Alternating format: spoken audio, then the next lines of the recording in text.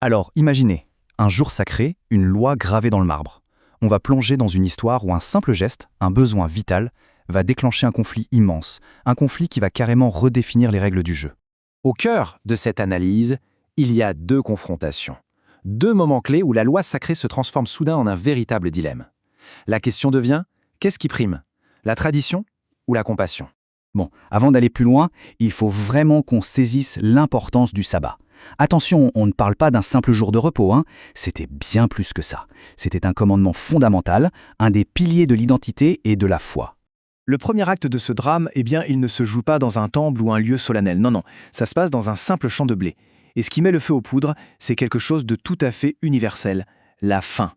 Voilà le tableau, c'est le sabbat, les disciples de Jésus ont faim, alors tout naturellement, ils se mettent à cueillir quelques épis pour manger.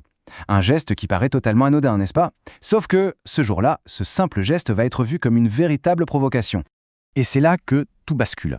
On a vraiment deux visions du monde qui entrent en collision. D'un côté, les pharisiens. Pour eux, c'est simple. Cueillir des épis, c'est une forme de moisson. Et moissonner, c'est un travail. Or, le travail est interdit. Point. De l'autre côté, Jésus qui regarde la scène et voit tout autre chose. Un besoin humain, fondamental, qui selon lui passe avant l'interprétation la plus rigide de la loi. Alors, face à cette accusation, Jésus ne se contente pas de se justifier. Pas du tout. Il passe à l'offensive. Il va développer une argumentation super bien construite, en 3 points, pour retourner complètement la situation et poser la vraie question. À quoi sert la loi, au fond? Et sa défense, elle est vraiment méthodique, presque chirurgicale. Il va utiliser les Écritures elles-mêmes et une logique implacable pour déconstruire l'interprétation de ses accusateurs. Alors regardons ça de plus près, étape par étape. Premier argument, il fait appel à l'histoire. Il leur rappelle un épisode bien connu, celui du roi David. Un roi vénéré qui, poussé par la faim, a fait quelque chose d'interdit, manger les pains sacrés. La preuve donc que le besoin humain a déjà été considéré comme plus important que la loi rituelle. Deuxième argument, et là c'est malin, il utilise leur propre logique contre eux. Il leur fait remarquer que les prêtres, eux, travaillent bien dans le temple le jour du sabbat. Et personne ne leur reproche. Leur devoir sacré passe donc au-dessus de la règle du repos. C'est un point très fort. Et enfin, le troisième argument, le coup de grâce, si on peut dire.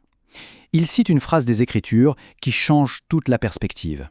Une phrase qui établit une hiérarchie très claire, la miséricorde, la compassion. C'est ça que Dieu désire, bien plus que les sacrifices ou les rituels. Ok, maintenant, l'histoire change de décor, l'attention monte d'un cran. On quitte le champ de blé et ce débat un peu improvisé pour entrer dans une synagogue. Et là, ce n'est plus un simple désaccord, c'est un véritable piège qui est tendu. Les pharisiens, cette fois, ne sont plus juste là pour observer. Ah non, ils sont à la manœuvre. Ils ont orchestré toute la scène et ils utilisent la souffrance bien réelle d'un homme qui a la main desséchée comme appât. L'objectif est clair, coincer Jésus. Et la question qu'il lui pose est un piège parfait, une question fermée. C'est direct, c'est conçu pour le mettre dans une impasse totale. Soit il guérit l'homme et enfreint la loi du sabbat, soit il ne fait rien et passe pour quelqu'un sans cœur. Dans les deux cas, il pense l'avoir. Mais Jésus, encore une fois, ne tombe pas dans le panneau. Il ne répond pas par oui ou par non. À la place, il leur retourne la question avec une petite histoire, une analogie toute simple pour exposer le problème dans leur propre logique. Sa conclusion est imparable. Il dit en substance que si on sauve une brebis, à combien plus forte raison on doit aider un être humain. Et là, il redéfinit tout. Il ne s'agit plus de savoir ce qui est interdit, mais ce qui est permis. Et sa réponse, c'est « il est permis de faire le bien le jour du sabbat ». Il transforme un jour de restriction en un jour d'opportunité pour la bonté. En fait, derrière tout ça, il y a une question bien plus profonde qui n'est jamais posée directement, mais qui est au cœur de tout le conflit. La vraie question, c'est qui a l'autorité? Qui a le droit d'interpréter la loi de Dieu? Ce n'est plus une question de règles, c'est une question de pouvoir. Et c'est à ce moment-là qu'il fait sa déclaration la plus spectaculaire. Une phrase qui va tout changer. Il ne dit pas seulement « voici la bonne interprétation ». Non, il va beaucoup plus loin. Il se déclare lui-même maître du sabbat. En gros, il revendique une autorité qui est au-dessus de la loi. Et pour joindre le geste à la parole, il guérit l'homme. La démonstration est faite. Mais pour les pharisiens, c'en est trop. Cette revendication d'autorité, c'est la ligne rouge qui a été franchie. Leur colère se transforme alors en toute autre chose.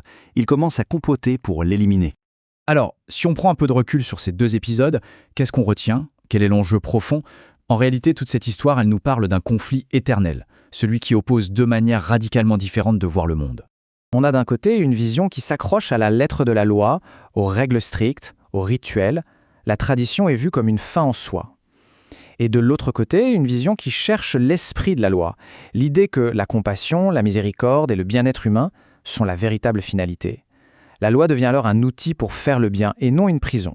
Et tout ça, ça nous laisse avec une question qui est toujours d'actualité. Dans nos vies, dans nos sociétés, face à une règle, face à un règlement, quand est-ce qu'on doit choisir la miséricorde ? Quand est-ce que la compassion doit l'emporter ? C'est une question vertigineuse, et la limite n'est pas toujours facile à trouver.